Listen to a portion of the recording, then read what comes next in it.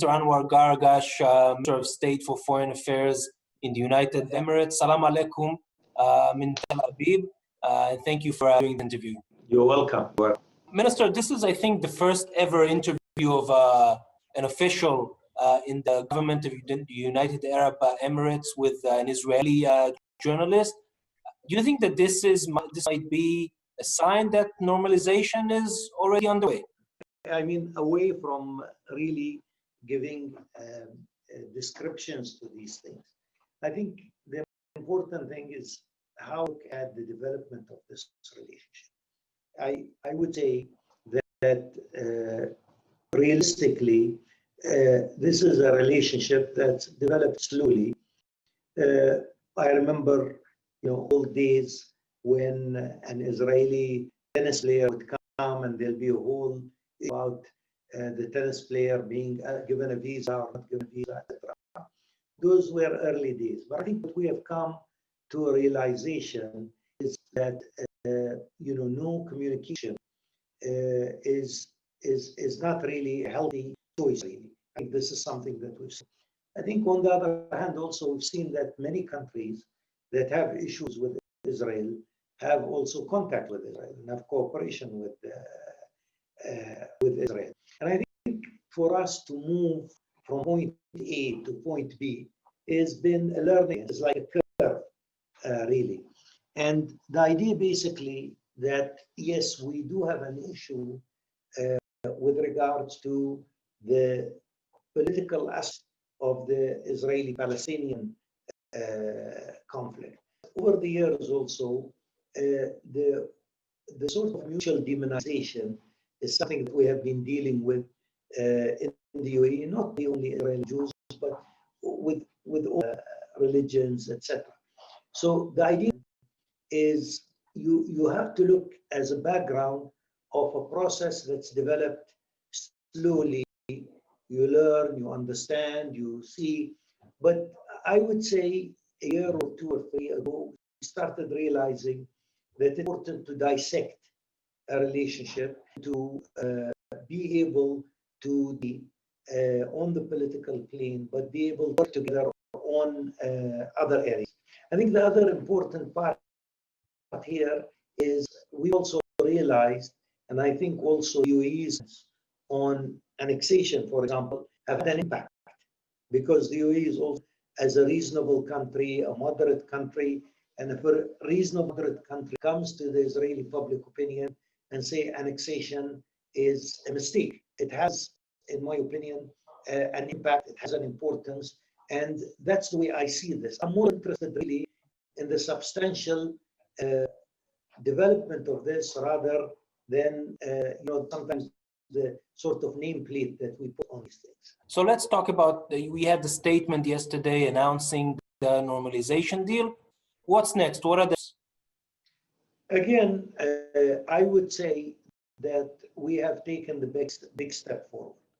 I think we have taken the big step forward, and this will be another important milestone in Arab-Israeli relations. And I think we have to work very hard to make this milestone successful, because we have seen many other milestones that have been less successful. So I would say that if we learn something from the region, is not as soon as you announce something, it becomes instantly successful. So we all have to work together, the United States, Israel, the United Arab Emirates, to stick to the deal and develop these parts to it. I think from our perspective, communicating is important. Today, the Arab world is very polarized, and while the world sees this as a very positive thing, because it establishes relations between important Arab state and Israel, but at the same time, it deals with the thorny issue of annexation, which has been really at the forefront of everybody's concern. Now, that's one part, but I would say part is I see a functional part. I see teams meeting in order to address many of the areas that we see an interest in Israel or interest here.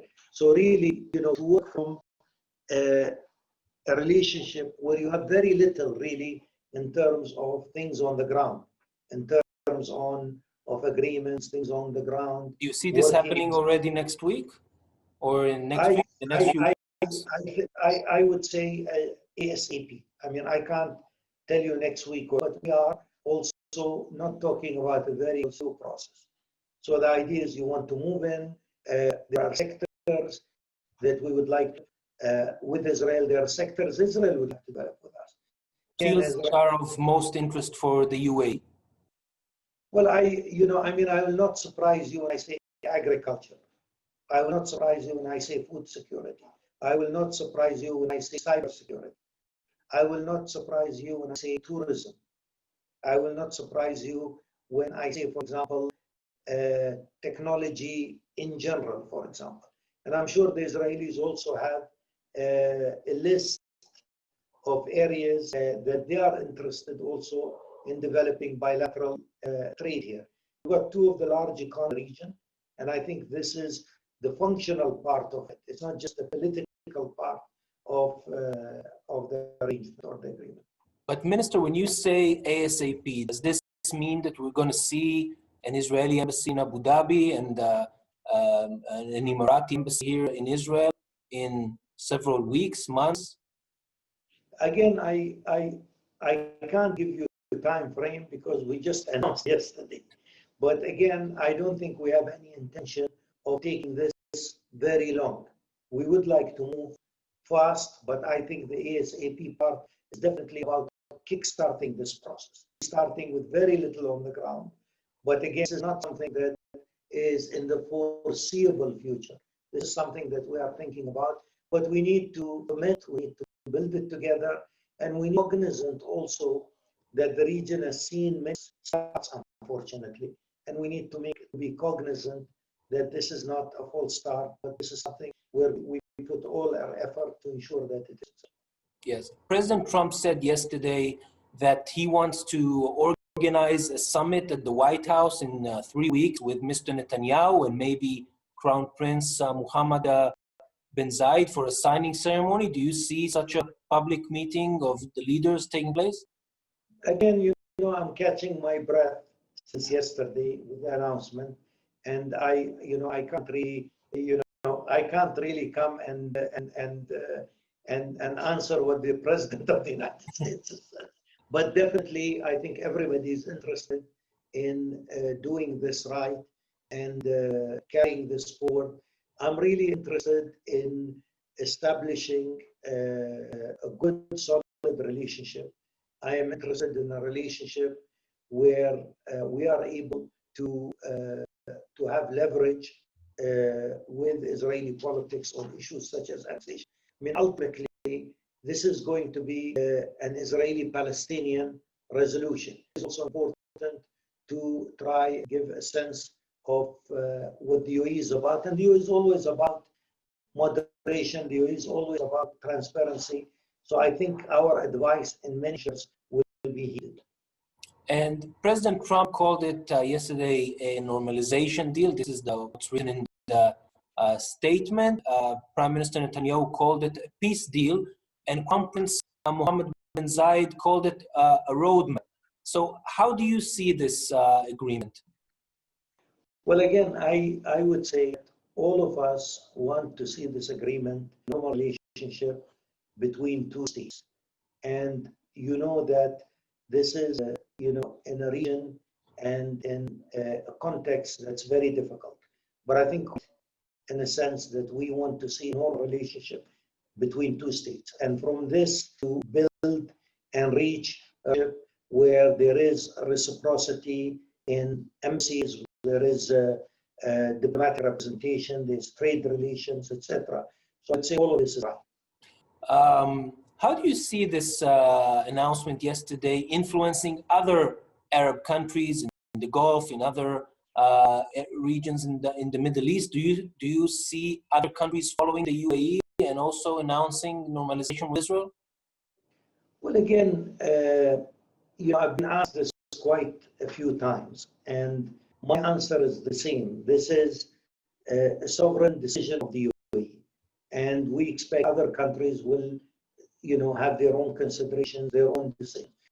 But I have to say that there has been in the Gulf big support really for the UAE. I see it in the formal statement that we saw from Bahrain, from Oman. So I am very touched and very encouraged by that. But then again, every country has its own considerations. And I don't think when we did this, we thought of ourselves as a train, bringing anybody with us. I think no, we thought a decision that is good for us for three reasons. Number one, we will leverage to stop annexation. Number two, the issue of formalizing our relations with Israel was going to come, whether this year or next year or the year after. If we connect the two, it'll be great. Number three, we also feel that the region does need a strategic shift. It does need a thinking where I disagree with you, but I have channels of communication to discuss. I have channels of communication to influence and for you also to explain. And I think this is where the boldness and the strategic part of the decision is. We've the same thing for many, many years, same brick wall. So maybe we need to turn around that wall a little bit. And this decision is about yes. that. The normalization deal stopped the Israeli annexation plans. I think you said yesterday, I heard you say that it was like neutralizing a ticking time bomb. But Netanyahu, when he spoke yesterday and he said that it's only a temporary suspension, didn't he basically just add more time to the timer of this time bomb? I don't understand Israeli politics, to be honest. Okay, I know it's very complicated, but I have. Believe me, we don't understand it either. Exactly, but I would say that this is a 3-way commitment, and we are sure that as we will keep as the United States is involved, Israel will keep its commitment, and I hope within the next months and years I'll understand Israeli politics more, but it's difficult enough understanding the politics of 20 years. What exactly is your expectation from Israel regarding annexation? That this will be suspended indefinitely? That this will be suspended for a period of time? Well, again, I think, again, from our perspective, the premise of a resolution of the Palestinian-Israeli has always been about the two-state solution.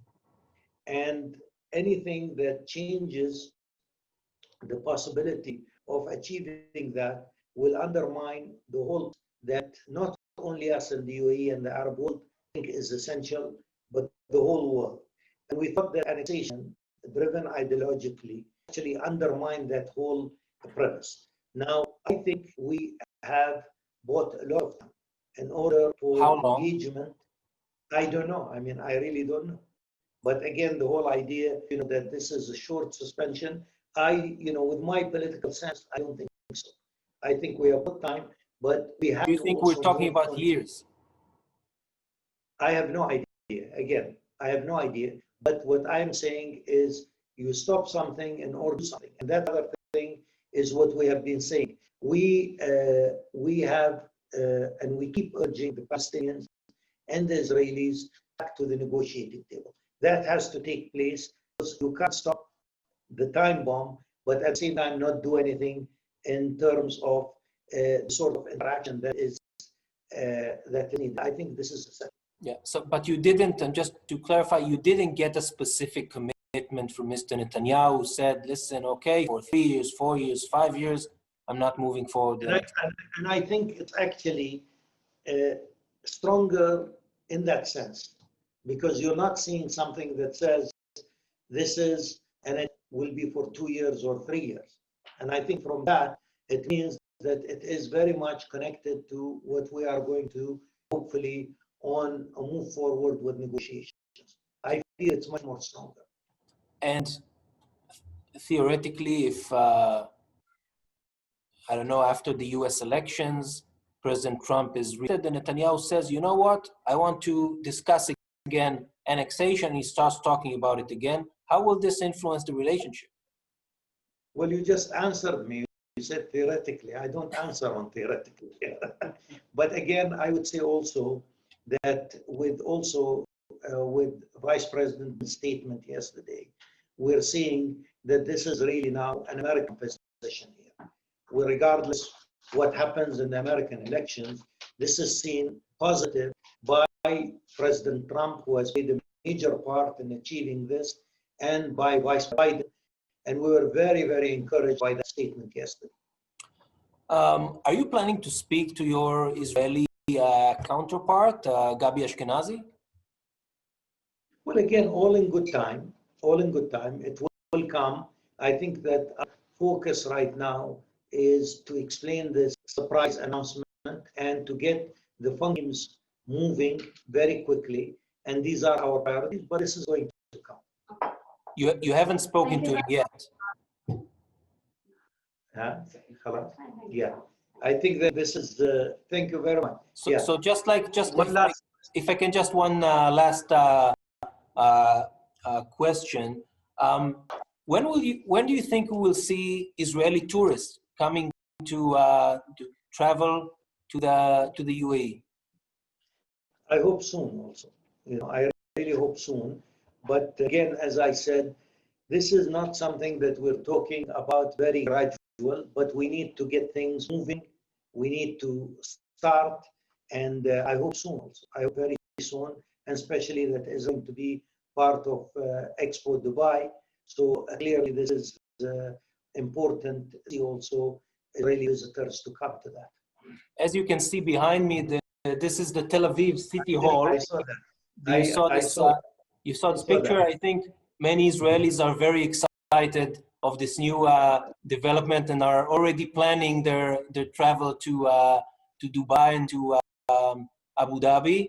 And on a personal note, when will Israeli journalists be able to travel to the UAE and report on the ground? Well, you don't want to come in August, but I hope very soon. Okay. Again, as I said, we are really seeing something moving well. We have to make it a success. That's what I want to say. You have to make it a success. You and us and the Americans, we have to make it a success. Minister Gargash, thank you for this interview. Shukran jazilan. Ma salama. Bye-bye.